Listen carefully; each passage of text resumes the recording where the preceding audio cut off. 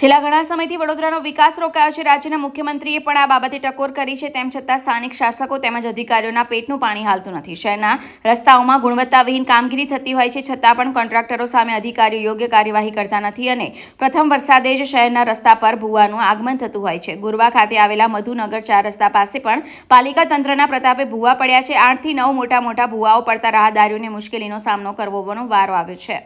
મહાનગરપાલિકા દ્વારા અહીંયા પણ ડ્રેનેજની કામગીરી થોડા મહિના પહેલા કરવામાં આવી હતી। મધુનગર 4 રસ્તાથી મધુનગર બીચનો આ મુખ્ય રસ્તો હોવાના કારણે ટ્રાફિક જામના દ્રશ્યો પણ સર્જાયા હતા। લોકોએ પાલિકા તંત્ર સામે આક્રોશ વ્યક્ત કર્યો હતો। મધુનગર 4 રસ્તાથી મધુનગર બ્રિજને મુખ્ય જોડતો માર્ગ છે, પણ આ થોડાક દિવસો પહેલાં 6 થી 7 મહિના પહેલાં આ રોડ પર ગટરની કામગીરી કરવામાં આવેલી છે।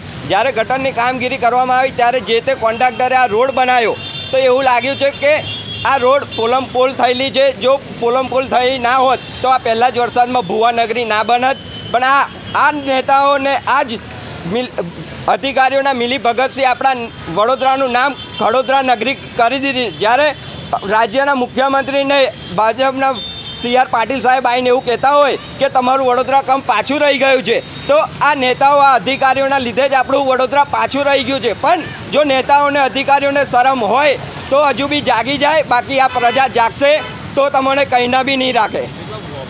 આ તો હજુ અહીંયા 5 જ ભૂવા છે। હજુ આગળ આપણે જઈએ મધુનગર બ્રિજ આગળ તો ત્યાં બી 3 થી 4 ને એક ટ્રક બેસી ગયેલી છે। એટલે વહેલી તકે આ કામગીરી કરવામાં આવે, જો નહીં કરવામાં આવે તો ઉગ્ર આંદોલન કરીશું। સબીર